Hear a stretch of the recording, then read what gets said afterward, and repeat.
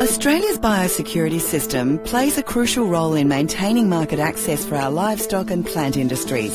FarmBiosecurity covers a range of practices that help to keep Australian livestock and crops free of disease, pests and weeds.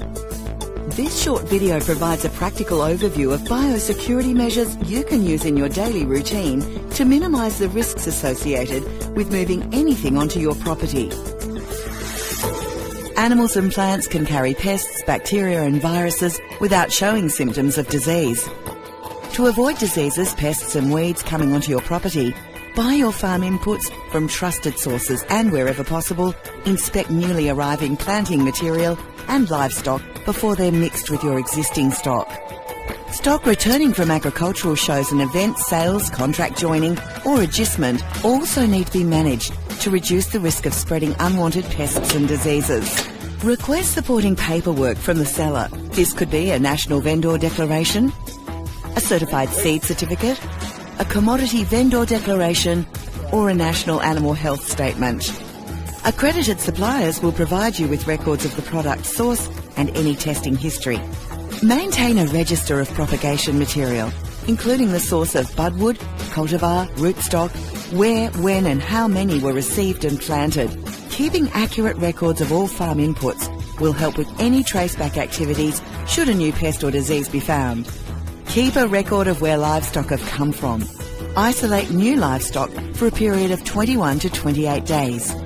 Normally, when I bring sheep onto the place, they go into a quarantine paddock. These sheep would come in here and stay in here anywhere from 21 days, 28 days to remove any weed seeds and also then to monitor both the sheep and cattle for any ill health. In a similar way, keep new nursery stock away from production areas until you're sure they and the potting media are free from diseases, pests and weeds.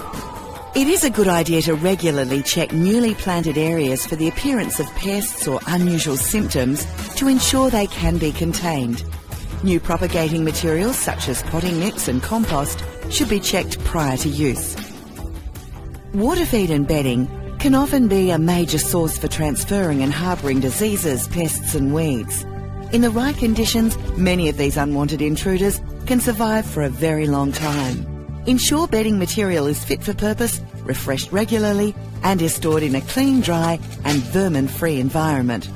It's a good idea to aerate dams to prevent nutrient build-up and avoid harmful toxins from algal blooms. We've got 2 ponds in our irrigation system. The first of them is the natural wetland that cleans the water through reeds. That water is then transferred to a storage pond. The water taken from that storage pond is pumped back up into the nursery for another round of irrigation.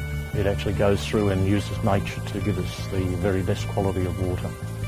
Stock feed should be kept in a clean, dry storage area. You should regularly inspect food supplies and water sources to ensure they remain secure and fit for purpose. To prevent soiling and fecal contamination, it's best to keep water and feed troughs off the ground and regularly give them a good clean to avoid contamination from old feed and water. Here at Deer Park, we monitor everything that comes into the property. They include new horse arrivals, feed and bedding. Of all new items that arrive on the property, we make sure we do an inspection to make sure that they are pest-free and of good health. It is illegal in Australia to feed restricted animal materials to ruminants due to the high risk of spreading diseases such as mad cow disease. Stringent penalties also apply to the illegal feeding of swill to pigs. Swill feeding can lead to the introduction of diseases like foot and mouth disease. Always read the label of any purchased stock feed to ensure compliance with these laws. The yields from a variety of crops depend on pollination by bees. Bees moving between plants provide a mechanism for the spread of plant pests. Pests can also be spread between regions when hives are moved. Find out where any hives have been, check the health of the bees regularly and advise your hive provider of any intended use of chemicals. Organic-based fertiliser can carry weed seeds as well as pests and diseases. Seeds and diseases can survive in compost for a long time, so make sure animal manure and green waste is aged and thoroughly composted before use.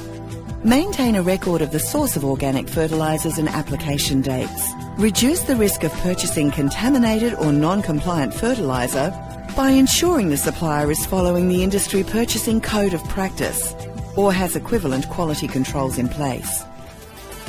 You are the most likely person to notice changes in the health of your crops and livestock, so use the simple biosecurity measures in this video to secure your farm and secure your future.